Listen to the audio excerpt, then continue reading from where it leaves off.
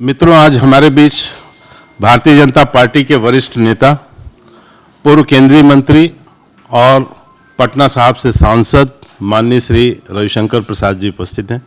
मैं उनसे सादर आग्रह करूंगा कि वह आज की प्रेस वार्ता को संबोधित करें।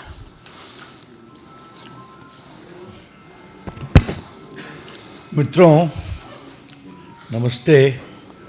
एक बहुत गंभीर विषय की ओर आपका ध्यान और आपके माध्यम से देश का ध्यान आकर्षित करने के लिए इस प्रेस को आयोजित किया है। ये ऑल इंडिया उलामा बोर्ड महाराष्ट्र की चिट्ठी है, मराठी में है, जिस पर हस्ताक्षर करने वाले हैं नायाब अंसारी, सुप्रीम बॉडी चेयरमैन, मौलवी उस्मान शेख, महाराष्ट्र प्रदेश अध्यक्ष, मोहम्मद शहाबुद्दीन सौदागर, महाराष्ट्र महासचिव। और इन्होंने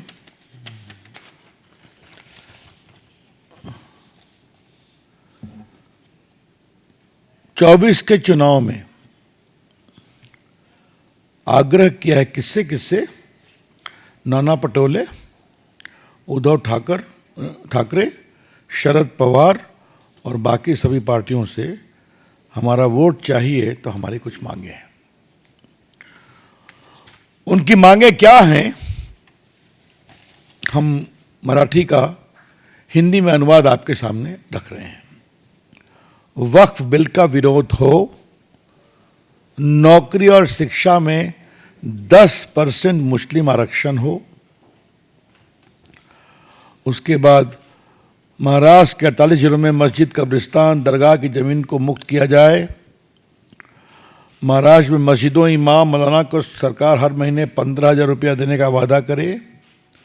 मुस्लिम पुलिस भर्ती में मुस्लिम युवाओं को प्राथमिकता दी जाए। आई रिपीट, पुलिस भर्ती में मुस्लिम युवाओं को प्राथमिकता दी जाए। महाराष्ट्र में शिक्षित मुस्लिम समुदाय को पुलिस भर्ती में प्राथमिकता दी जानी चाहिए। और जब महाराष्ट्र में इंडिया गठबंधन के सहयोगी सरकार बनाएंगे तो आरएसएस पर प्रतिबंध लगाना चाहिए और बाकी टिकट देना चाहिए। वो सब है अपनी जगह पर। नीतीश राणे को जेल में भेजिए, रामगिरी महाराज को जेल में भेजिए और उनके लोगों को छोड़िए, वगैरह वगैरह। मौलाना सलमान अजहरी को जेल से बाहर निकलवाइए और एमबीए के 30 सांसद पीएम को खत लिखे, वगैरह वगैरह। ये बहुत ही तोड़ने वाली डिमांड है। ये देश के विघटन का चार्टर है। लेकिन हमें पीड़ा इस बात की है कि चिट्ठी तो हमने दिखाई आपकी, मराठी में ओरिजिनल है। अब इस पर महाराष्ट्र प्रदेश कांग्रेस कमेटी का जवाब है। जवाब तो मराठी में है, उसका हम हिंदी अनुवाद पढ़ते हैं। आपके द्वारा व्यक्त की गई 17 मांगों के संबंध में आपके समर्थन पत्र दिनांक 7 अक्टूबर 24 के संबंध में हम आपको सूचित करना चाहेंगे कि महाराष्ट्र में अखिल भारतीय सरकार के गठन के बाद हम आपकी मांगों को लागू करने के लिए निश्चित रूप से कदम उठाएंगे। मांगे क्या थी हमने पढ़ दिया, आश्वासन क्या है हमने पढ़ दिया कि हम निश्चित रूप से कदम उठाएंगे। मित्रों, मैं नाना पटोले से क्या बात करूं? पहली बात राहुल गांधी से करनी है। वो देश को रोज ज्ञान देते हैं ना, संविधान की किताब लेके घूमते हैं। राहुल गांधी, आपने कुछ जाना है कि religion based reservation is not permissible under the constitution? Rahul Gandhi रोज संविधान लेकर आप देश में घूमते हैं, दिखाते हैं कि संविधान खतरे में है। उस संविधान के अंतर्गत साफ लिखा हुआ है कि रिलीजन बेस्ड रिजर्वेशन नहीं हो सकता। उस पर कोर्ट के निर्णय भी हैं। मैं आपके सामने एक जजमेंट रखना चाहूँगा। राहुल गांधी जी को ज्ञान देना जरूरी होता है, तो ये फेमस केस है इंदिरा सोने का। 9 जज सुप्रीम कोर्ट का डिसीजन है मंडल कमीशन पर, और उसका मैं कंक्लूजन पढ़ रहा हूं, para 323। The constitution prohibits discrimination on grounds only of religion, race, caste, sex. कोई पिछड़े हैं तो उसका विचार हो सकता है, लेकिन यह सीधा मनाही है, और यह सुप्रीम कोर्ट के 9 जजेस का फैसला भी है। आपको याद है कि आंध्र प्रदेश में दिया गया था रिजर्वेशन, जिसे कोर्ट ने तोड़ा। तो राहुल गांधी जी और कांग्रेस के अध्यक्ष खड़गे जी, आप लोग रोज संविधान लेके देश और झारखंड और महाराष्ट्र में घूमते हैं, तो मुस्लिम जमात आपसे मुस्लिम समाज के लिए 10% रिजर्वेशन मुसलमानों के लिए मांग रही है। इसे आप सही मानते हैं? मैं फिर रिपीट कर रहा हूं कि उन्होंने क्या मांगा है। नौकरी और शिक्षा में 10% मुस्लिम आरक्षण, ये उनकी डिमांड है। ये कॉपी हमारे पास है। तो श्रीमान राहुल गांधी, श्रीमान खड़गे जी, अगर पूजा पद्धति उपासना के नाम पर हिंदू हो मुसलमान हो आरक्षण नहीं मिल सकता, तो वोट की सौदागरी में कहां तक जाएंगे आप? नाना पटोले अपने मन से ये पत्र लिख रहे हैं जो आपके अध्यक्ष हैं, या आपकी सहमति से पत्र लिख रहे हैं? ये बताइए आप। बीजेपी जानना चाहती है।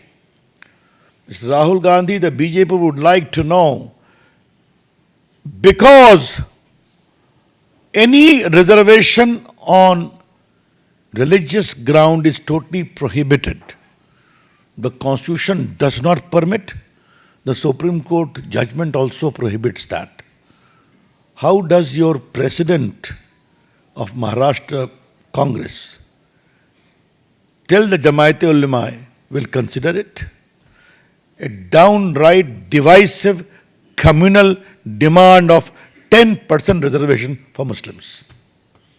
ये हम जानना चाहते हैं। राहुल गांधी कांग्रेस पार्टी कितना देश को तोड़ेंगे आप वोट के लिए? कहां तक जाएंगे आप? कोई शर्म बची है आपको? वोट के लिए कुछ भी स्वीकार कर लेंगे आप? कर्नाटक के चुनाव में हमारे मित्रों को याद होगा, पीएफआई का सहयोग लिया था कि नहीं लिया था इन लोगों ने? काफी उस पर टिप्पणी यहां से की गई थी। मुझे भी एक बार बोलने का पार्टी ने अवसर दिया था।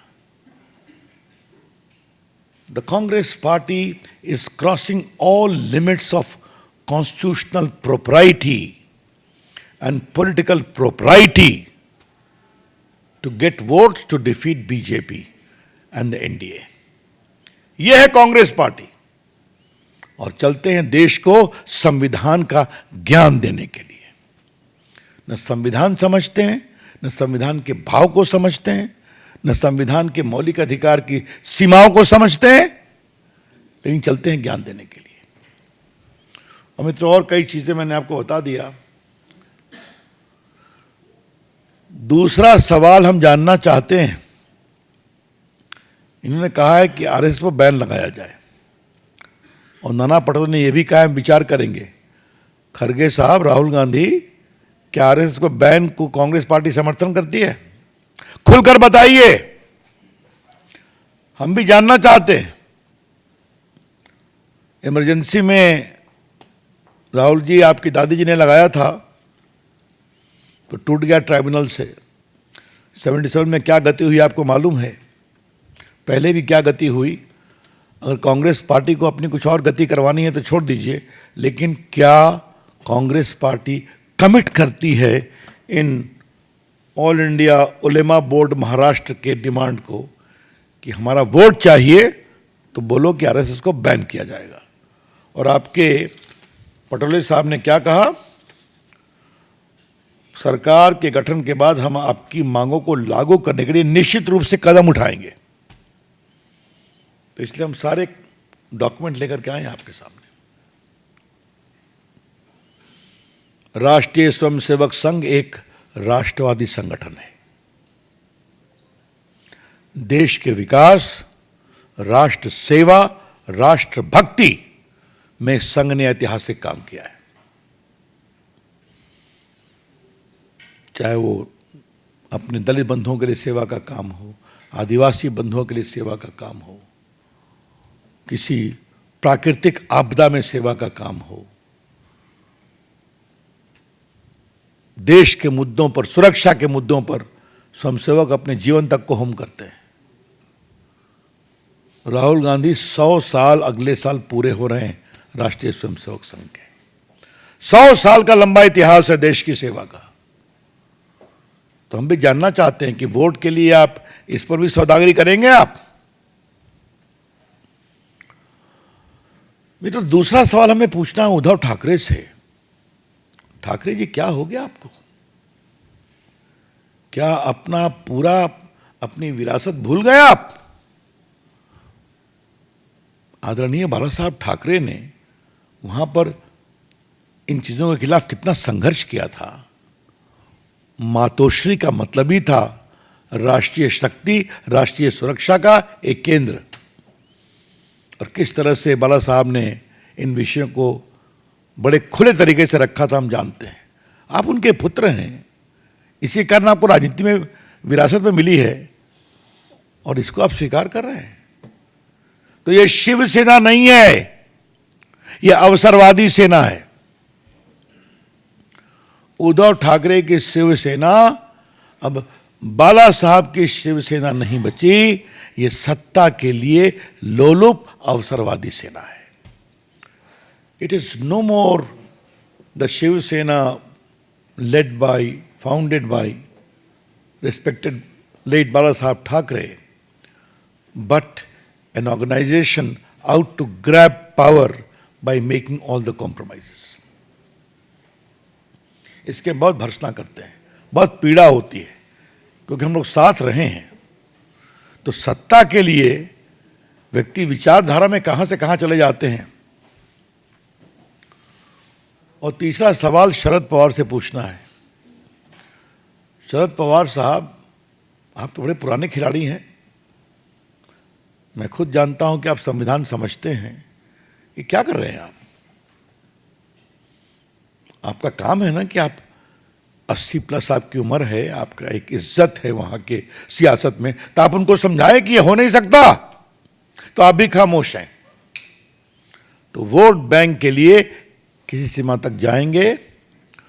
भारतीय जनता पार्टी साफ साफ कहना चाहती है, ऐसे विघटनकारी मांगों का हम पूरा विरोध करते हैं, कभी नहीं होने देंगे। हिम्मत है तो करके दिखाएं। ये कोर्ट में भी टूटेगा और जबरदस्त आंदोलन भी करेंगे। और एक बात हम और कहना चाहते हैं, जो 10% रिजर्वेशन की बात करते हैं, पुलिस में वरीयता की बात करते हैं, तो ये तो संविधान के अंदर गलत है। आपको मालूम है 50% का एक सीमा है, तो किसका हक लिया जाएगा? ओबीसी का ना, एससी का, एसटी का। तो ये जो पूरी डिमांड है, ये जो एग्जिस्टिंग रिजर्वेशन है ओबीसी के लिए, शेड्यूल्ड कास्ट के लिए, शेड्यूल्ड ट्राइब के लिए, उस पर हकमारी करने का प्रयास है। इट इज डिजाइन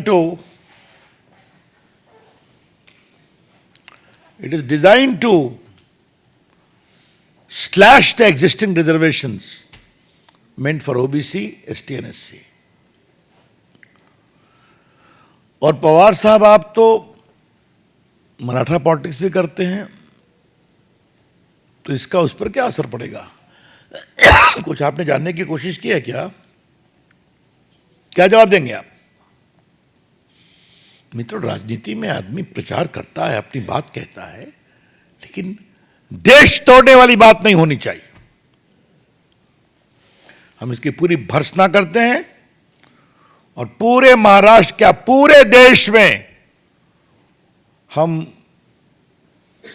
जो तथाकथित इंडिया गठबंधन है उसको एक्सपोज करेंगे, पर्दाफाश करेंगे कि वोट के लिए देखो ये लोग कहां तक जाते हैं। धन्यवाद friends. Open to question now.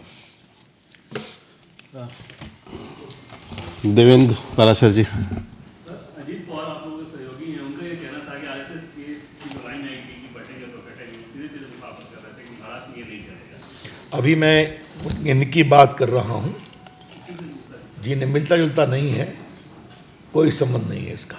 चलिए, और बाकी महाराष्ट्र में बीजेपी के काफ़ी प्रवक्ता हैं, अब उन्होंने किस जगह पर क्या स्टेटमेंट दिया है हर का, मुझे they will respond to it. Neeraj ji. Sir ये आपको लगता है कि झारखंड और महाराष्ट्र का चुनाव है, इसलिए वोट पोलराइजेशन के लिए कांग्रेस दृष्टिकरण में बात कर रही है? थोड़ा मैं भोजपुरी भाषा में बोलूं, कहाँ तक जाइबा पोलराइजेशन के बते हो? कहाँ तक जाइबा, कहाँ तक जाएंगे आप? चुनाव तो होते रहता है, कल दिल्ली में होगा, अगले साल बिहार में होगा, फिर बाकी जगह होगा। तो आपकी लक्ष्मण रेखा क्या है राहुल गांधी? हाथ में संविधान और काम सब संविधान के खिलाफ। क्या यही कांग्रेस बची है क्या? आमोद जी। इसमें कोई और विषय, कोई सवाल? इससे संबंधित कोई क्वेश्चन हो किसी का? हाँ बताइए। Sir, Priyanka Gandhi is Kerala CM is accused. Priyanka Gandhi and Congress were in support of Jamaat Islami and PFI. It is nothing new. The whole politics of Congress party in Kerala has been always in league with Muslim League, PFI and others. So what Priyanka ji is doing, she is only following the same tradition. And they keep on preaching secularism in Delhi to us. That's all. Thank. बोलिए साहब, क्या है? एक प्रश्न है, Hurriyat conference के founder membership से रहे और चलिए, कश्मीर में सरकार है, कश्मीर में काफ़ी भाजपा के बड़ी जीत हुई है, प्रवक्ता है, जवाब देंगे इसका। Thank you. चलिए।